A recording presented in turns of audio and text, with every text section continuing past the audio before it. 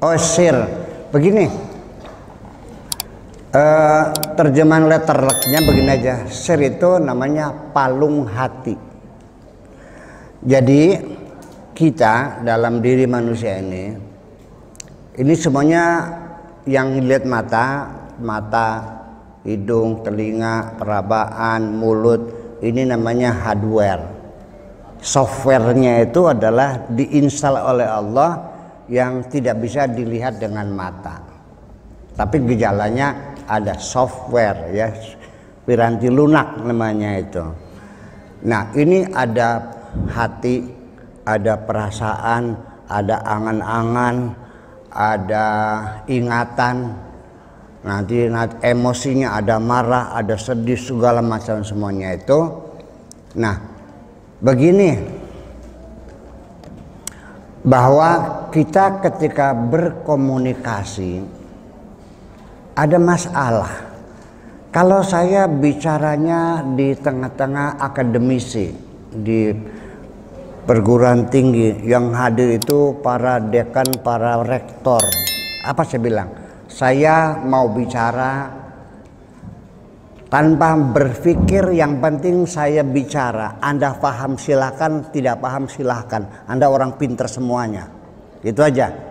Tapi kalau saya bicara di daerah terpencil, saya mikir 4-5 kali bagaimana supaya mereka paham. Ya, dengan contoh, berbagai macam contoh supaya paham. Sehingga komunikasi dengan bahasa sendiri ini juga memerlukan pengalaman panjang. Saya bisa berkomunikasi dengan semua lapisan masyarakat karena jam terbang saya sudah lama sekali. Sejak tahun 68 saya sudah biasa berceramah. 68, 67 sudah berceramah sampai sekarang. Nah, oleh karena itu, maka dalam berkomunikasi dengan bahasa pun kita bermasalah. Nah, nanti pada suatu ketika orang sudah tingkat sirnya ini tinggi, apa yang terjadi? Berkomunikasinya sudah tidak menggunakan bahasa lagi.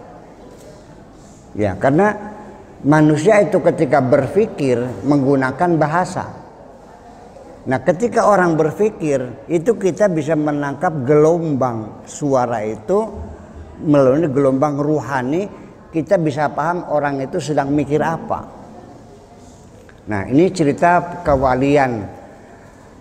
Dulu ada seorang murid di Baghdad, berguru sudah sekian puluh tahun, rupanya ilmu sang guru sudah dikuasai. Si murid ini ingin mendapatkan ilmu yang lebih tinggi lagi. Kata mursyidnya, wahai muridku, ilmuku sampai sini, kamu sudah menguasai. Kalau kamu ingin lebih tinggi lagi, andaikan S2 dan S3-nya, silakan pesantren ke padepokan yang lain. Ditunjukkan ke Lebanon waktu itu. Jadi si murid ini berangkat ke Lebanon, menemui gurunya namanya Syekh Abdullah. Ditanya oleh gurunya, ada apa engkau sini? Saya ingin menuntut ilmu. Saya sedang menuntut ilmu, saya dari Baghdad mau belajar ke sini. Oke, mangga silahkan. Nah, zuhur sholat berjamaah, lalu duduk berputar sambil berzikir masing-masing. Nanti asar sholat lagi, duduk mutar bermasing-masing. Lama kelamaan murid baru ini bertanya, Pak Kiai, ini pengajiannya kapan? Ini kapan kita pengajiannya? Kata gurunya, setiap habis sholat kita kan ngaji. Lah, ngaji apa?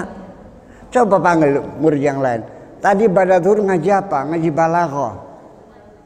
Apa mata pelajarannya waktu itu? Bab isti'arah. Terus ada yang bertanya enggak waktu? Ada. Ada yang bertanya apa bedanya majaz dengan isti'arah? Kok begitu? Jadi ternyata ketika mereka sambil bawa tasbih itu, di situ terjadi pembelajaran.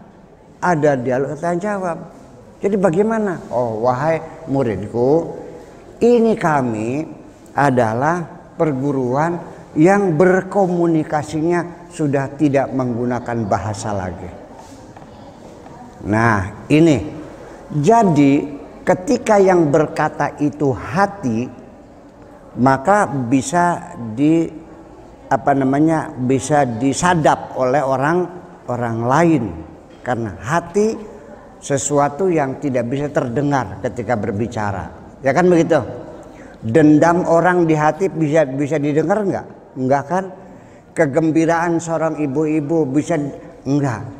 Tetapi bagi yang punya receivernya sendiri, yang punya detektornya sendiri, itu bisa menangkap kata hati.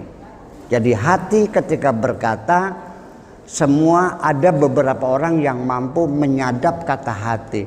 Tetapi ketika itu adanya di dalam sir, nah lebih dalam dari hati, maka tidak ada siapapun bisa mengetahui apa yang ada di dalam sir itu.